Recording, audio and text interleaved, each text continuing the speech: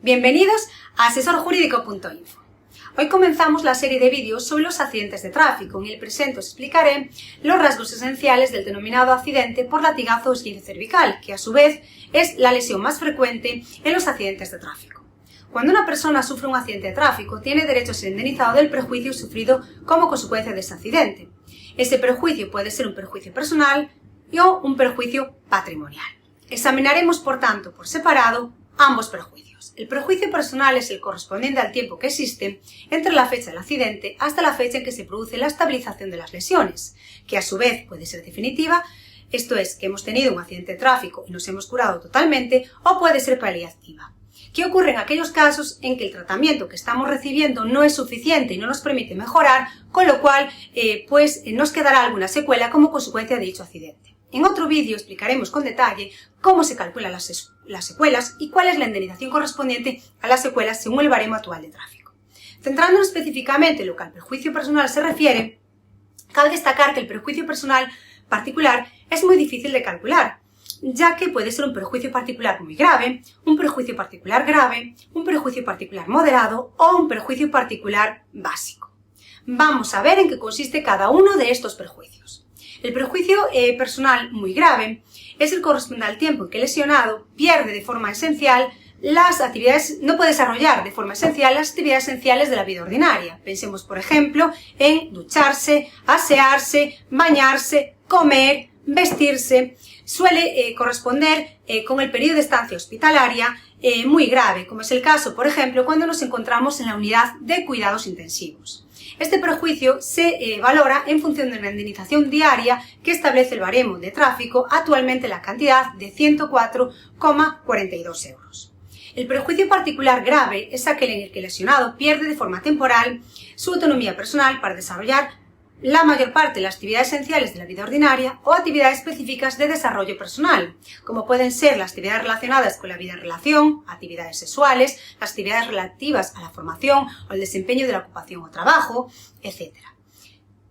En este caso, se valora en función también de una cantidad diaria que se establece actualmente en el baremo de tráfico y la cantidad es 78,31 euros diarios. Pensemos, por ejemplo, en aquellos periodos de tiempo en que nos encontramos en el hospital, cuando, por ejemplo, no hemos tenido que ser operados o tenemos que estar hospitalizados. En este caso, se considera que se valora como un perjuicio particular grave. El perjuicio particular moderado es aquel correspondiente al tiempo en que el lesionado ha perdido de forma temporal su autonomía personal para desarrollar parte de las actividades esenciales de la vida ordinaria y las actividades específicas de desarrollo personal. Pensemos, por ejemplo, en el periodo de tiempo en que nos encontramos de baja médica. No podemos desempeñar nuestro trabajo o profesión o no podemos desempeñar determinadas actividades como, por ejemplo, practicar el deporte. Se indemniza a razón de 58,31 euros diarios. Y finalmente tenemos el perjuicio personal básico, que son el resto de días desde que hemos sufrido el accidente hasta la fecha en la que se produce la alta médica. Será un médico valorador del daño corporal, un médico especialista, el que venga a determinar cuál es la fecha de estabilización de las lesiones y que será determinante pues para finalizar además o no el tratamiento rehabilitador que en su caso fuere necesario. Una vez que nos hemos referido al perjuicio personal, vamos ahora a ver en qué consiste el denominado perjuicio patrimonial. El perjuicio patrimonial es el daño que sufrimos en nuestro patrimonio como consecuencia del accidente. El perjuicio patrimonial, a su vez, está integrado por dos conceptos, el denominado daño emergente y el denominado lucro cesante. ¿Qué es el daño emergente? El daño emergente es el daño que sufrimos en nuestro patrimonio como consecuencia del accidente y esto se produce por todos los gastos que hemos tenido como consecuencia del accidente. Pensemos, por ejemplo, que como consecuencia del accidente se nos ha roto un ordenador, o se nos ha roto la maleta que llevábamos en el coche, o se nos han roto las gafas. Ese perjuicio tenemos derecho a recuperarlo y, por tanto, se nos deben abonar todos los gastos que se nos hayan generado. También tenemos derecho a ser reembolsados de todos los gastos vinculados a las necesidades farmacéuticas. Pensemos, por ejemplo, que se nos han pautado determinadas medicinas como analgésicos, antiinflamatorios, relajantes, pues tenemos derecho a ser resarcidos de todos esos gastos que hemos tenido como consecuencia del accidente. También tenemos derecho a ser resarcidos de todos los gastos derivados de los desplazamientos. Por ejemplo, cuando nos tenemos que desplazar desde nuestro lugar de residencia al centro médico, donde el médico valorador de la compañía realizará las evaluaciones pertinentes y seguimiento de nuestras lesiones, así como también al centro donde tendremos que desempeñar o recibir el tratamiento rehabilitador. En estos casos normalmente pueden ser gastos de taxi, gastos de kilometraje, gastos de gasolina y otros tipos de gastos vinculados y relacionados con el accidente. Y en segundo lugar tendremos derecho al lucro cesante. Esto es el dinero futuro que hemos dejado de percibir como consecuencia del accidente. El lucro cesante es fácil de calcular cuando estamos en presencia de un lesionado que tiene un trabajo por cuenta ajena, esto es, que percibe todos los meses los mismos ingresos. En este caso, pues no hay ningún tipo de problema para calcular el lucro cesante. Pensemos, por ejemplo, que una persona tiene una nómina habitualmente y percibe unos ingresos mensuales de 1.500 euros.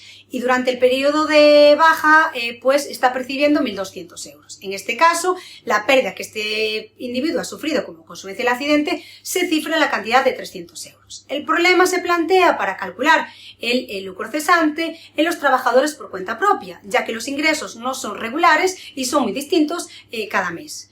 En otro vídeo explicaremos con más detenimiento la fórmula de calcular el lucro cesante derivado de los accidentes en los cuales el trabajador desempeña su trabajo por cuenta propia.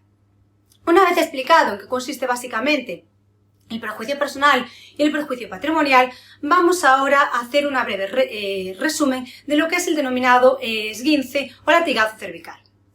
El accidente por latigazo cervical es el movimiento que experimenta nuestra columna y se asemeja a un látigo. Esto es, cuando recibimos un impacto como consecuencia de un accidente, pues se asimila a ese látigo, ya que nuestra columna, nuestro cuerpo se desplaza hacia adelante, la cabeza hacia atrás y al mismo tiempo la cabeza hacia adelante y el cuerpo hacia atrás.